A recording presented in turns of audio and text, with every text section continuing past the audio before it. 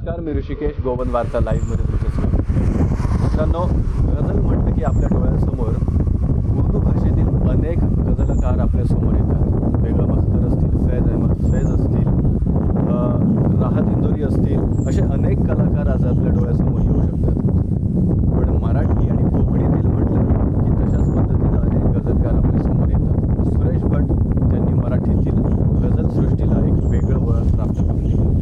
मित्रांनो, कोकण प्रदेश असेल आणि आपलं गोमंतकही या सगळ्या घडामोडींमध्ये, या गझल गायकीमध्ये कुठे कमी पडताना दिसत नाही. 2005 साली एका अशाच अवलियानं आपल्या सवंगड्यांना घेऊन एक गझल रंग नावाचा उपक्रम, एक कार्यक्रम सुरू केला. सुरुवातीला 2005 साली फोंड्यामध्ये राजीव गांधी कला मंदिरात तो सादर झाला. तिकडून त्यानंतर उत्स्फूर्त पद्धतीनं रसिक प्रेक्षकांची दाद मिळत वेगवेगळ्या तालुक्यांमध्ये तो कार्यक्रम त्यांनी सुरू ठेवला. पण तितकाच मर्यादित न ठेवता तो गोव्याच्या बाहेरही तो घेऊन गेले. अखिल भारतीय गझल संमेलनामध्ये तो सादर झाला आणि महाराष्ट्रातील अनेक विविध संस्थांमध्ये ज्या वेळी तिकडे संमेलनं आयोजित व्हायची त्या वेळेला गझल गायकीचा कार्यक्रम त्यांनी सादर केलेला आहे. नक्कीच आज आपल्या समोर उभे राहतील गोमंतकातील गझलकार, गझल गायक आणि संगीतकार अजय नाईक सर. सर, खूप खूप स्वागत तुमचं गोवन वार्ता लाईव्हमध्ये. तुमचा हा संबंध प्रवास आम्हाला जाणून घ्यायचा, ऐकायचा आहे. काय थॉट घेऊन तुम्ही नेमकी त्यावेळेला 2005 साली सुरुवातीला ही संकल्पना कशी काय निर्माण झाली? गझलांचा कार्यक्रम आपण सुरू करूया, ही कल्पना कशी काय तुमच्या डोक्यात आली? असं झालं की 2005ला मी कार्यक्रम करण्यापूर्वी मी गझलविषयी मला प्रेम होतं. गझलचा जो आकृतिबंध जो आहे त्याबद्दल मला थोडी माहिती होती. आणि एकदा मी कला अकादमीला पंडित गझल नवाज जे भीमराव पांचाळे, ज्याला आम्ही गुरुस्थानी मानतो गझलच्या क्षेत्रात, ज्यांनी he is the pioneer of Marathi ghazal. म्हणजे जसं सुरेश भटानं गझल लेखनाच्या बाबतीत काम केलं, त्याचप्रमाणे गझल नवाज भीमराव पांचाळ्यांनी मराठी गझल डेव्हलप होण्याकरता किंवा गझल गायकी जी आहे त्याला गझल लिहिली म्हणून होत नाही, तर ती यायला सादरीकरण. तर मला एक कार्यक्रम मी गझल नवाज भीमराव पांचाळेचा बघितला आणि मला असं वाटलं की आपण मराठी गझल गातो, ऐकतो, त्याचप्रमाणे कोकणी गझल व्हायला पाहिजे कुठेतरी. आणि मी म्हटलं पांचाळी सरांना की कोकणीमध्ये मला गझल आणायची आहे गोव्यामध्ये, कारण तो पण एक भूक असते ना, कुठल्याही तरी प्रदेशाची ती एक भूक असते. त्यामुळे मला असं वाटलं की आपण गझलचा एक कोकणी गझलांचा कार्यक्रम करूया. आणि मी सरांना सहज म्हटलं. सर म्हणाले, अरे कर तू, असं म्हणाले ते. पण त्यांना माहिती नव्हतं की मी ती करणार वगैरे, म्हणजे असं झालं. आणि 2005 साली मी त्यांना पहिला फोन केला आणि म्हटलं, सर असं माझ्या डोक्यामध्ये आलेलं आहे, तर ते उद्घाटनासाठी तुम्ही या. अच्छा, तर अशा पद्धतीनं 2005 साली गझल रंग हा कार्यक्रम पहिल्यांदा तो कार्यक्रम झाला.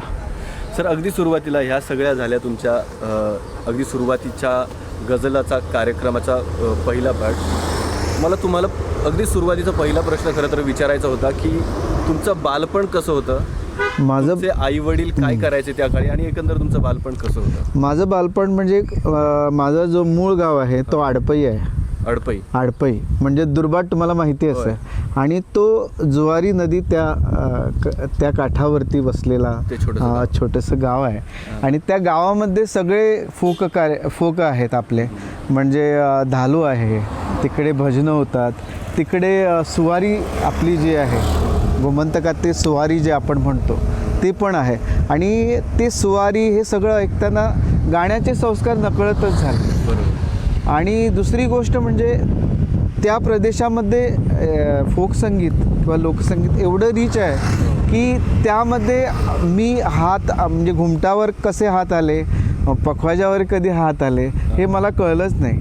आणि मी ह्या क्षेत्रामध्ये येण्यासाठी माझे चुलते आहेत, जे स्वर्गीय रामराव आडपेकर जे आहेत, ते पंडित यशवंत केरकर यांच्याकडे तबल्याचे शिक्षण घेऊन आले ते मुंबईला. तर त्यांनी मला मग त्यांनी म्हणाले या घरी ये, हार्मोनियम जवळ दिला, शिकवला, तबल्याचे, असं करता करता मी ह्या संगीत क्षेत्राकडे वळलो. त्यावेळेला तुमचं वय काय होतं? मी त्यावेळेला शाळेत होतो त्यावेळेला. कितीच्या वर्गात शिकत होतं त्यावेळी? एक 3री-4थीला होतो. त्यावेळेपासून हे सुरू झालं आहे. आणि आणखी एक मी माझ्या ह्या संगीतासाठी माझी जी शिकवणारी बाई होती शालेय शिक्षणामध्ये, त्या बाईनं मला माहिती नव्हतं मी गातो असं म्हणून. तिनं एकदा मला मधल्या सुट्टीमध्ये बोलावलं आणि मला एक गाणं दिलं. आणि ते गाणं तिनं माझ्याकडनं करून घेतलं. त्यावेळेला मला कुठेतरी वाटलं अरे मी गाऊ शकतो, असं झालं. कोणतं गाणं होतं ते आठवते तुम्हाला आता? हो, या जन्मावर या जगण्यावर हे गाणं होतं. एक छोटीशी झलक. या जन्मावर या जगण्यावर शतदा प्रेम करावे, शतदा प्रेम करावे या जन्मावर. वा, अगदी सुरेख अशा पद्धतीचं गाणं. सर, हा होता तुमचा सुरुवातीचा पहिला प्रवास, ज्या वेळेला तुम्ही घुमटावरती हात फिरवलात आणि नंतर हळूहळू हार्मोनियम, गायकी शिकत होतात. शाळेतीलही शिक्षकांनी तुम्हाला मदत केली. पण कॉलेज लाईफमध्ये आल्यानंतर तिथून पुढे शाळेमध्ये शिकत असताना तुम्हाला असं कधी वाटलं होतं का आपण संगीत ह्या क्षेत्रामध्ये आपण आपलं करिअर करणार आहोत? मला असं वाटलं नव्हतं. मी असं म्हणजे मला आता गाता येतं. म्हणजे मग ज्या वेळेला जसं मी त्या बाईचं मंगलबाई म्हणून होत्या, त्यांनी मला जसं शिकवलं, त्यावेळेला मी स्कूलमध्ये आलो. त्यावेळेला देवराव नाईक हे आमचे शिक्षक होते. ते मला कॉम्पिटिशनला घेऊन जायचे. म्हणजे मी भावगीत बसवायचे मला वेगवेगळ्या, मग आपली ॲन्युअल सोशल असायचे, गॅदरिंग वगैरे, त्याच्यात ते मला न्यायचे. पण तोपर्यंत बाकीच्या गोष्टी झाल्या नव्हत्या. म्हणजे माझ्या परत ते शिक्षण घेणं संगीताचं हे वगैरे झालं नव्हतं. असं नॅचरली जे मला माझ्या चुलत्यांनी शिकवलं होतं, ते प्रायमरी जे शिक्षण होतं त्याच्यावरती मी चाललो होतो. पण हायर सेकंडरी आणि ह्याच्यात स्कूल लेवलला मला शिक्षकांनी खूप मदत केली. आणि त्याच्यानंतर जे शास्त्रीय संगीत जे आहे ते मी पंडित हे आमचे रामराव नायक ह्या सराकडून शिकलो. आणि त्याच्यानंतर मग जी हौस संगीत नाट्य मंडळ जे आहे त्याच्यामध्ये विजयकुमार नाईक सर आहेत. आणि त्यांचे जे अध्वर्य जे नाटकातले विश्वनाथ नाईक यांच्या संस्थेमध्ये मी एक संगीतकार म्हणून रुजू झालो तिकडे. तिथं मग अनेक नाटकं, अनेक एकांकिका आहे. तोच खरा तुमचा प्रोफेशनली नाटकातला आणि संगीतातला प्रवास सुरू होता. त्यावेळेच्या काय आठवणी आठवत आहेत तुम्हाला? हो, म्हणजे काय, एकदा असं झालं की हे नाटक होतं आपलं गोवा रे गोवा म्हणून नाटक होतं. गोवा रे गोवा. हो, ते नाटक संगीत प्रधान होतं. आणि त्याच्यापूर्वी त्यांनी धमाल गोवा म्हणून हे संगीत म्हणजे मुक्त नाट्य बसवलं होतं. त्यावेळेला मी जस्ट त्याच्यामध्ये हार्मोनियम वाजवायचो. जमल्यास कुणी आला नाही तर नाट्यसंगीत म्हणायचो, कधी ढोलकी वाजवायचो, कधी घुमट वाजवायचो. सगळी वाद्य मी त्याच्यात वाजवायचो. म्हणजे संगीत क्षेत्रातली सगळीच वाजवायचं. पखवाज नसला तर पखवाज वाजवला. त्यांनी म्हटलं की अरे बाबा आज नाट्यसंगीत म्हणायचं आहे तर नाट्यसंगीताला उभं राहील. असं मी त्या धमाल गोवामध्ये करायचो. त्याच्यानंतर मग संगीत कंपोज करायची संपूर्ण जबाबदारी हौस संगीत नाट्य मंडळामध्ये माझ्याकडे आली. म्हणजे गोवा रे गोवा हे संगीत नाटक असो, किंवा आम्ही रंगमाण म्हणून हा गोवन फोकवरती एक कार्यक्रम केला होता. त्याच्यात मग परत संगीत मी कंपोज, सगळ्या लोककला घेऊन हो ते सगळं त्याच्यामध्ये होतं, मिलाप होता. रंगमाण म्हणून कार्यक्रम केला होता. असे अनेक कार्यक्रम आणि कितीतरी नाटकं, कितीतरी संगीत नाटकं मी कंपोज केली. तुमचं मी स्वतः संगीत अहिल्योद्धार हे नाटक बघितलेलं. त्यावेळेलाच मला त्याच्यातली जी काही संगीत रचना होत्या त्या प्रचंड आवडलेल्या होत्या. सर, तो कोणता काळ होता ज्या पद्धतीने आता तुम्ही सांगितलं की संगीत दिग्दर्शनाची संपूर्ण जबाबदारी हंस संस्थेची ही तुमच्यावरती आली? काय वय होतं आणि त्यावेळेला त्यावेळेला मी हायर सेकंडरीमध्ये होतो. Higher secondary.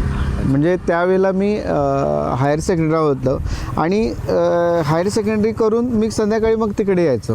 अच्छा. म्हणजे ते आता सुरूच झालं होतं त्यावेळेला असं संगीत. routineच होतं त्यावेळेस. पण मला असं कधी वाटलं नाही मी आता बाबा संगीतकार झालो किंवा हे असं मला वाटतं माझ्या वाटेला ही जबाबदारी आलेली आहे संगीत कंपोज करायची किंवा चला आपण करूया आपण शिकतोच आहोत लेट असं. जसं जशा पद्धतीनं अभिनय करणारे अभिनय करतील, दिग्दर्शक आपल्याला डायरेक्शन देतील, तशाच पद्धतीनं आपणही आपलं काम पुढे नेऊया. त्यावेळेला आता तुम्ही एक गझल गायक म्हणून महाराष्ट्रामध्ये एक तुमचं एक वलय निर्माण होते, एक प्रसिद्धी निर्माण होते. त्यावेळेला तुम्ही गझल ऐकायचात किंवा कुठल्या कुठल्या गझल्स त्यावेळेला तुम्ही हो, मुद्दाम एक नमूद करतो. स्वर्गीय सुभाष नाईक म्हणून आमच्या शेजारी राहायचे आडपईला आणि असं झालं की मला एका कॉम्पिटिशनला भाग घ्यायचा होता आणि त्यावेळेला गझल त्यावेळेला छोटे ते टॅप रेकॉर्डर असायचं आणि त्यांच्याकडे होतं टॅप रेकॉर्ड कॅसेट्स हो आणि ते गझलचे खूप शौकीन होते सुभाष नाईक. सो मी त्यांना भाई म्हणायचो. भाई म्हटलं मला असं असं पंकज उदासची एक गझल पाहिजे. हां आणि मी त्यांना सांगितलं. मग त्यांनी ते उर्दूमधील अर्थ वगैरे सांगितला. मैं कहाँ जाऊ होता नाही फैसला हे ती गझल होती आणि ती मी कॉम्पिटिशनला मग सादर केली.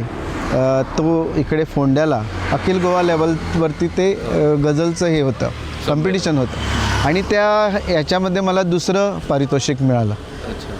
त्या ह्याच्या पंकज उदासजींचं पहिल्यांदा तुम्ही ते गाणं गायलं. त्यावेळेला मला माहिती नव्हती ती गझल आहे. अच्छा. म्हणजे तसं नाही गझल म्हणून फॉर्मॅट गझल म्हणून माहिती होतं पण गझलचा फॉर्मॅट आकृतीबंध जे आहे ते मला माहिती नव्हतं.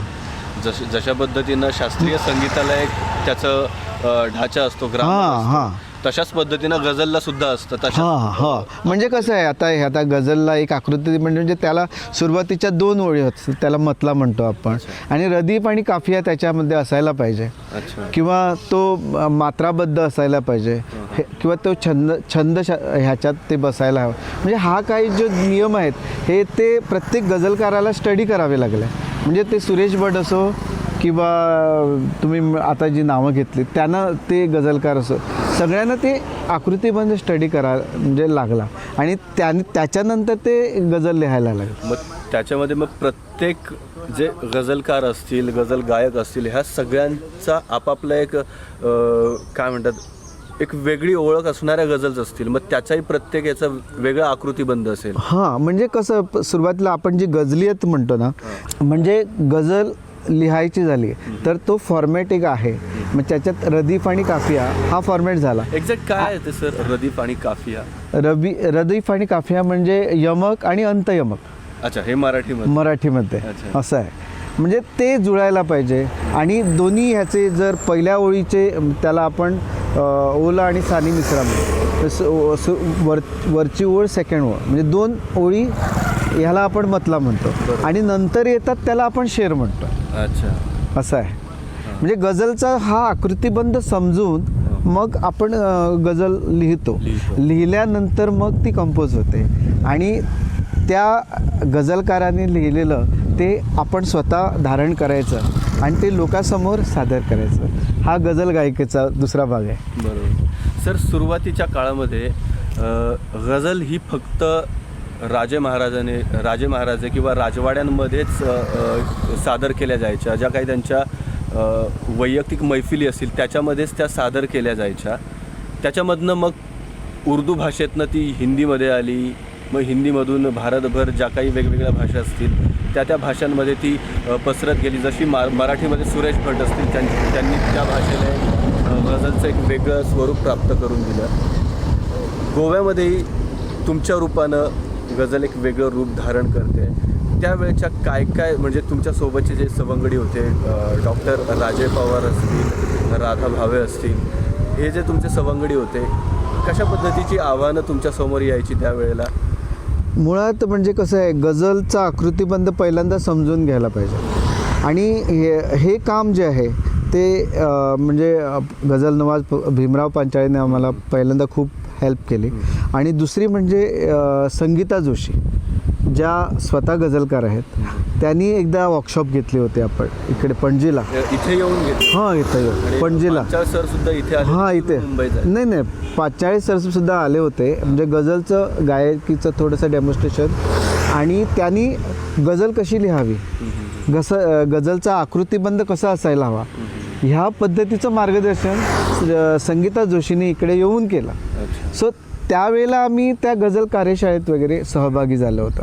त्याच्यामुळे आम्हाला ती गझल म्हणजे कसं लिहितात किंवा त्याची मात्रा कशा मोजायच्या, हा सगळा जो भाग आहे, म्हणजे थोडासा क्लिष्ट भाग आहे, तरी तो समजून घेऊन ते गझल लिहिणं आणि ती मग लोकांपर्यंत पोहोचवणं हे तसं जिकरीचं होतं.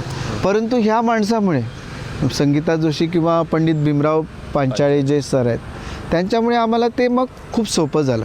आणि त्याच्यात प्रामुख्याने म्हणजे डॉक्टर राजय पवार आहेत, राधा भावे यांचं पण नाव ह्याच्यात आहेत, म्हणजे पूर्ण महाराष्ट्रात त्यांच्या गझल फेमस आहेत. हो, तर ह्या गझलच्या ह्याच्यात आल्यामुळे आणि त्यांनी लिहिल्यामुळे मग ते आम्हाला सादर करायला जास्त सोपं झालं. सर, तुम्ही याच्या आधी आम्हाला गझलकार म्हणून, गझल गायक म्हणून एक माहिती आहात, संगीतकार म्हणूनही माहिती आहात, पण तुम्ही विविध कॉलेजेसमध्ये संगीत दिग्दर्शक म्हणून सुद्धा काम करता, विद्यार्थ्यांना हाताळता. काय काय गोष्टी असतात जेव्हा तुम्ही कॉलेज ऑफ थिएटर आर्ट्समध्ये सुद्धा विद्यार्थ्यांना संगीतकार म्हणून आणि त्यांच्या नाटकांसाठी तुम्ही म्युझिक दिलेलं आहे, तो काय प्रवास होता? काय काय गोष्टी असतात जेव्हा विद्यार्थ्यांना तुम्हाला संगीत शिकवायचं असतं? हा खूप चांगला हे विषय तुम्ही निवडला. म्हणजे कसं आहे की आपण जे कमवतो आयुष्यामध्ये ते मग देण्याचा एक भाग असतो. बरोबर. एवढी नाटकं केली, एवढी संगीत नाटकं झाली, एवढ्या संगीत नाटकाला स्वतंत्र संगीत दिलं.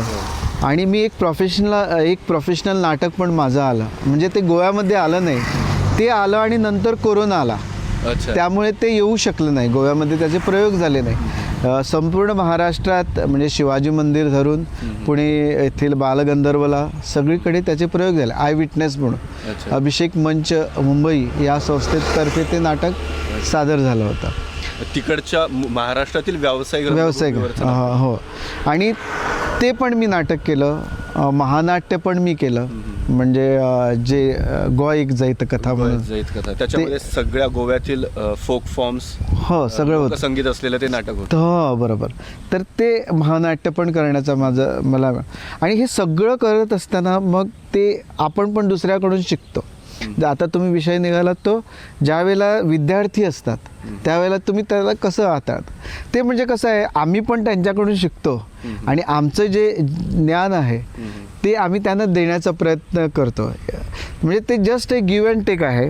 आणि त्याच्याबरोबर आम्ही जे कमवलं, म्हणजे आता कसं आहे, सिलेबस आहेच, कुठलाही आपण जेव्हा अभ्यासक्रम निवडतो त्याला सिलेबस हा आहे, पण ज्यावेळेला आपण त्यांना शिकवतो तर ते त्याला कसं ते आकलन होण्यासाठी वेगळे जे एक्सरसाइजेस आहेत. बरोबर. म्हणजे मी काय करतो, एक 4-5 त्यांना धून शिकवतो आणि त्याच्यानंतर मग मी त्यांच्याकडून ते आपण जे काय म्हणतो, तुम्ही थिएटर केलेले आहात, इम्प्रोव्हायझेशन जे म्हणतो, त्याच्यात ते मी जे धून आहेत ते मी त्यांना यूज करायला लावतो.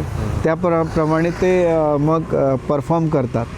ते मग त्यांना कळतं की बाबा नाटकामध्ये ह्या सीनसाठी हे म्युझिक वापरावं, ह्या सीनसाठी हे वापरावं.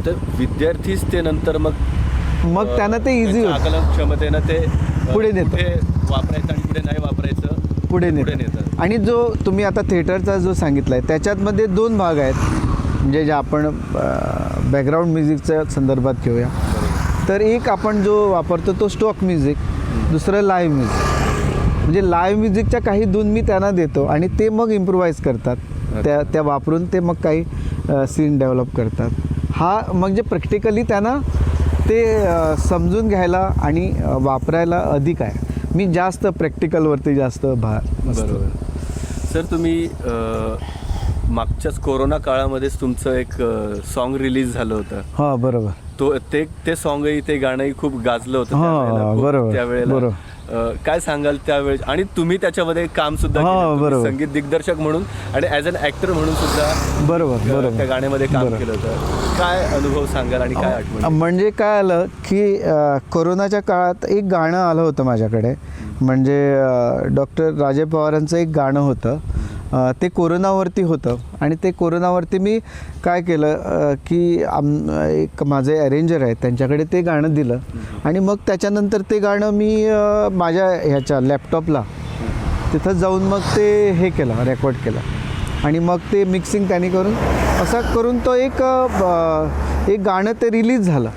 पण त्याच्यानंतर मला असं वाटलं का अरे आता काहीतरी मला असं सुचतं आहे किंवा करायला पाहिजे.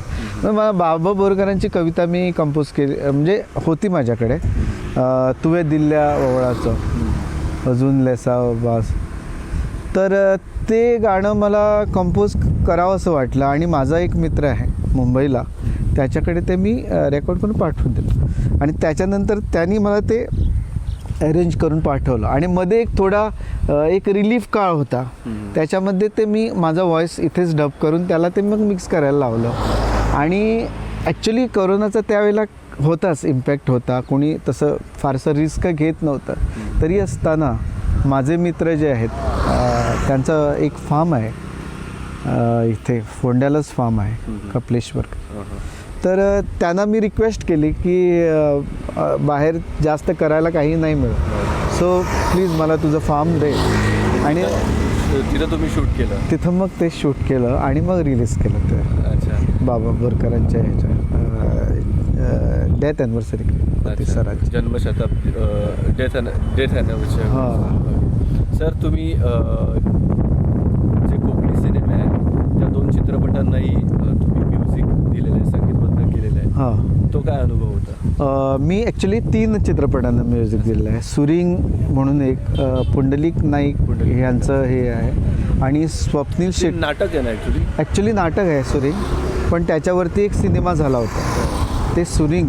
त्याच्यामध्ये 3 गाणी होती, 2 गाणी स्वप्नील बांदोडकरने गायले आहेत त्याच्यात आणि एक गाणं मी गायलं. तर आणि सोनिया शिरसाट तिनं पण गायलेलं आहे त्याच्यात. तर तो स्वप्नील शेटकर म्हणून आता तो चांगला दिग्दर्शक आणि सिनेमा दिग्दर्शक आहे.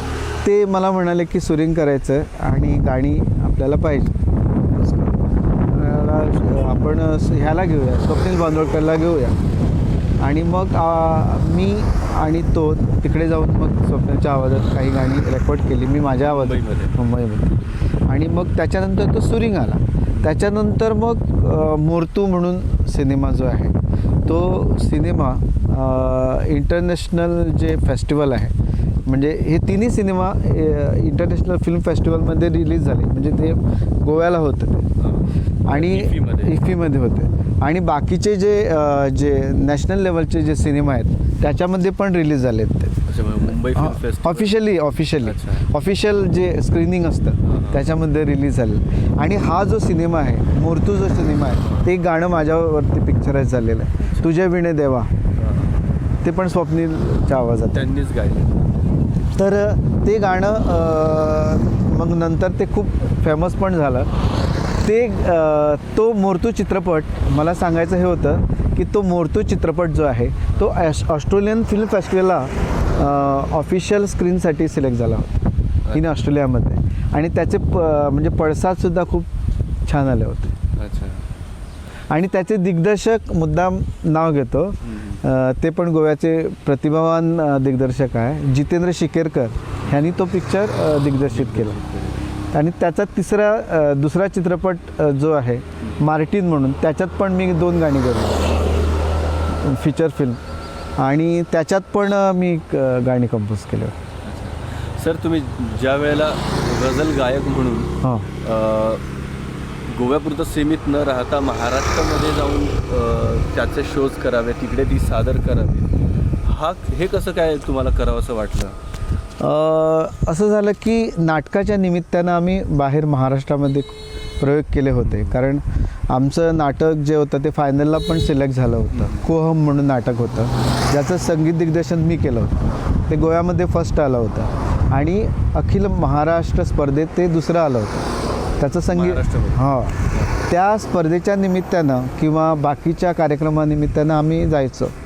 तर मला असं वाटलं की गोव्यातली ही कोकणी गझल आणि कोकणी ही खूप लवचिक भाषा आहे बरोबर. आणि सगळ्यांना आवडते.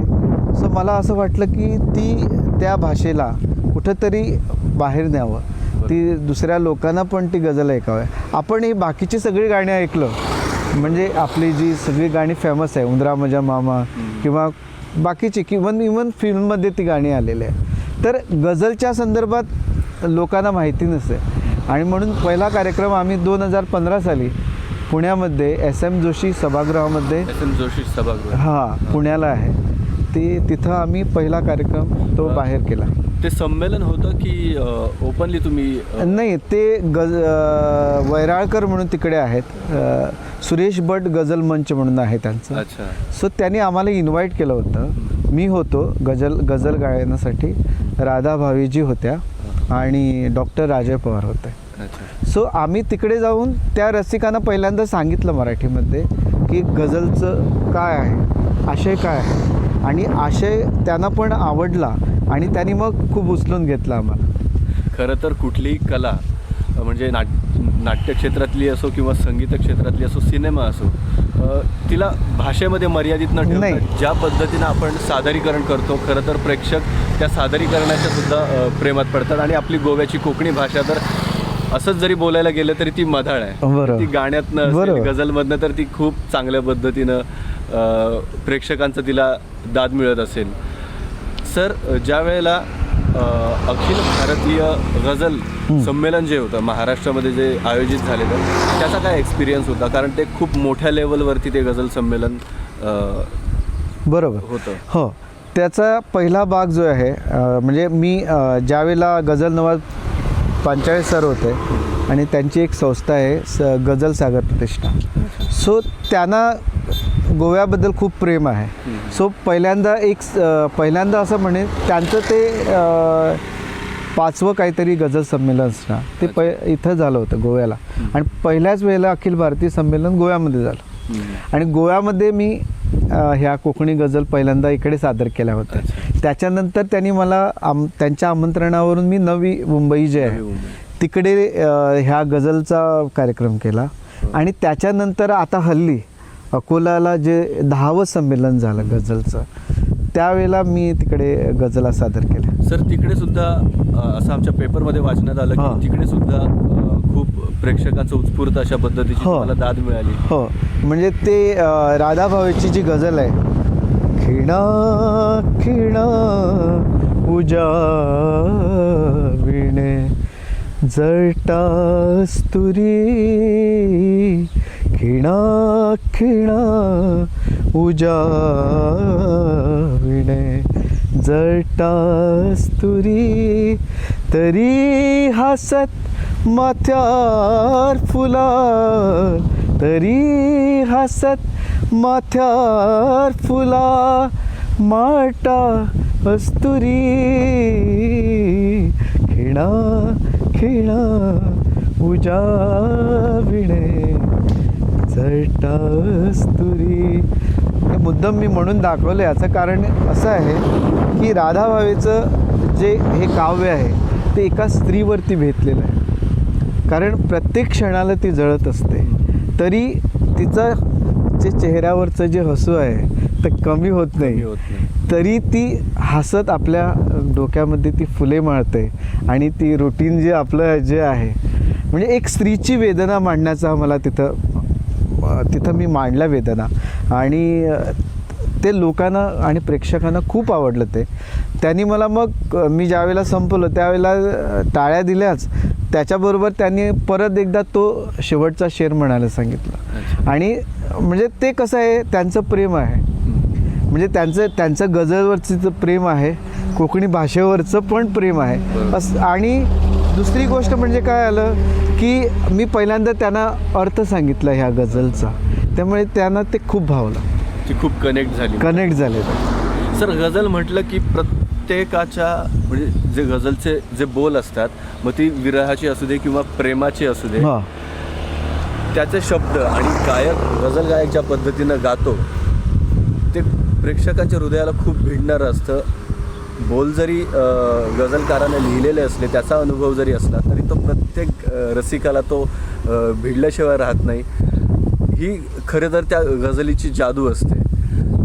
कोणकोणते गझलकार आहेत? हिंदीमधले असतील, उर्दूमधले असतील, मराठीतले तर सुरेश भट तुमच्या आवडीचे आहेतच. कोणकोणते अजून गझलकार? मराठीमध्ये संगीता जोशी आहे. म्हणजे ते खूप छोट्या शब्दामध्ये म्हणजे तिचं गाजलेली गझल म्हणजे आयुष्य तेच आहे आणि हाच पेच आहे. म्हणजे ह्या दोन ओळी ॲक्च्युली आयुष्य तेच आहे ही एक ओळ, हाच पेच आहे म्हणजे हा मतला एवढा किती छोटा आहे, अर्थ सांगून जातो. आणि तू भेटशी नव्यानी बाकी जुनेच आहे, हा शेर आहे पहिला शेर. म्हणजे मला ना कसं आहे की आपण गावामध्ये वाढलो, गावाचं लोकसंगीत ऐकता ऐकता मोठं झालं. कधी कंपोजर झालो काय माहिती नाही, म्हणजे आपल्यालाच माहिती नाही की आपण कधीच कंपोजर बनलो. म्हणजे जे काम संगीताचं असेल ते मी असं हे करत गेलो. आणखी एका गझलचा मी उल्लेख करेन, मी जे यूट्यूबवरती आहे, म्हणजे अनुराधा पौडवालनं माझी गझल गायलेली जन्म सार्थकी लाईत रावलंय असं म्हणून त्याचं टायटल आहे. तर अनुराधा पौडवालने सुद्धा माझी गझल गायलेली आहे.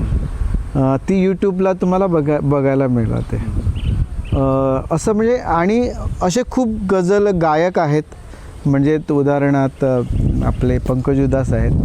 पंकज उधास पूर्वीपासून आवडतात मला. जगजीत सिंग असतील हे आहेच. त्याच्या मेहंदी हसन आहेत गायक. कारण मी जास्त गायकीवरती जास्त कॉन्सन्ट्रेट आहे. पण एक तुम्हाला सांगतो, मी कुठली जो गझल गायकीचा जो प्रकार आहे तो मी कुणाकडून फतेह अली खान असतील, गुलाम अली, हां, पण मी कुणाकडून म्हणजे ॲडॉप्ट नाही केला. मी कोकणीमध्ये स्वतंत्र गायकी निर्माण करण्याचा एक माझा प्रयत्न जो आहे तो मी केला आहे.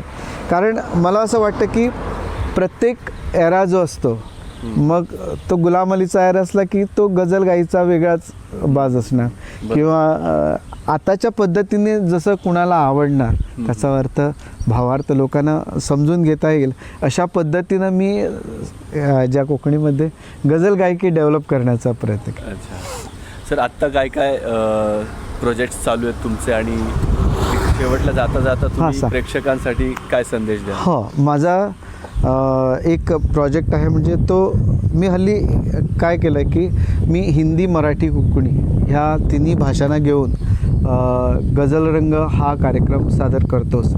आणि गझल रंगचे जे मी कोकणी जे कार्यक्रम केले होते पहिल्यांदा 2015 साली 2005 साली, तर त्यावेळेला मी गोव्यात सगळीकडे ह्याचे कार्यक्रम झाले होते. आणि मुख्य म्हणजे ते कोकणी अकादमी आहे त्यांनी तो कार्यक्रम म्हणजे तो कोलॅबरेट केला होता माझ्याकडे. सो त्या संस्थेकडे म्हणा किंवा कोकणी भाषा मंडळ असू द्या, कला अकादमी असू द्या, मडगावचा एनाफोन गार्डन असू द्या, किंवा सांगे किंवा हे आपलं काकोडे आहेत, इथं सगळीकडे मी कोकणी गझल गायनाचे कार्यक्रम केले.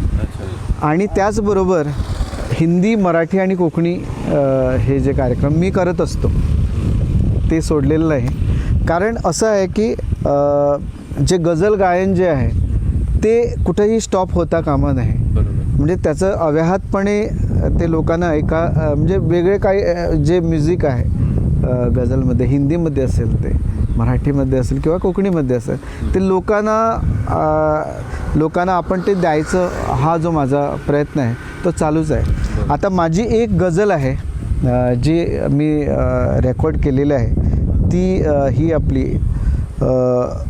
अरोरा म्हणून जी आहे, ती जानवी अरोरा, जानवी प्रभू अरोरा, अरोरा ही मोठी गायिका आहे, तुम्हाला माहिती असेल. तिनं ती माझी गझल गायलेली आहे आणि त्याचा एक व्हिडिओ आता सध्या मी त्याच्यावरती काम करतो आहे. हां, ती लवकरच तो सुद्धा अल्बम. हां, हो. आणि माझा एक संदेश तुम्ही म्हणता, एक म्हणजे मला खूप बरं वाटलं की गोवन वार्ता जे आहे हे आम्हा कलाकारासाठी एक चांगलं एक माध्यम आहे जे सगळ्याकडे जोडलं जातं. आणि तुझं माझं एक ऋणानुबंध आहे, त्यामुळे आपण इथं जोडलेलो आहोत. आणि त्यामुळे हे माझे जे बघणारे जे सगळे प्रेक्षक आहेत त्यांना माझा एक संदेश असा आहे की आपण सातत्यानं काम करत राहावं. माझं म्हणजे तुम्ही काय जे होणार आहेत ते होणारच आहात. त्या फील्डमध्ये, त्या म्युझिक फील्डमध्ये तुम्ही अव्याहतपणे तुमचं काम चालू ठेवा. तुमच्यावर टीका ही होणारच आहे. तुम्ही जे काय करतात ते बरं म्हणणारे पण लोक आहेत, वाईट म्हणणारे पण लोक आहेत. बरोबर. पण हे आपण विचार न घेता आपलं जे काम जे आहे, संगीताचा जो महायज्ञ जो आहे तो, मग गझल चळवळ असू द्या किंवा बाकीचे लोकसंगीत असू द्या, हे सगळ्यांना आपण घेऊन पुढे जात राहायचं. आणि यश काय, हे जे काय आहे ते आपोआप आपल्यासमोर येतं, असं मला तुम्हाला सांगायचं आहे. बरोबर. गोवन वार्ता लाईव्ह नेहमीच प्रत्येक कलाकारांच्या कलाक्षेत्राची जो काही प्रवास असेल त्याच्यावरती प्रकाश टाकतच असतं. आणि कलाकाराला ज्या काही गोष्टी चॅनलच्या माध्यमातून हव्या असतील त्या आम्ही कलाकारापर्यंत पोहोचवत असतो. अजयजी, तुम्ही आम्हाला टाईम दिलात, वेळ काढून मुलाखत दिलीत तुम्ही, त्याबद्दल गोवन वार्ता लाईव्हच्या वतीनं मी तुमचा खूप खूप ऋणी आहे. धन्यवाद. धन्यवाद.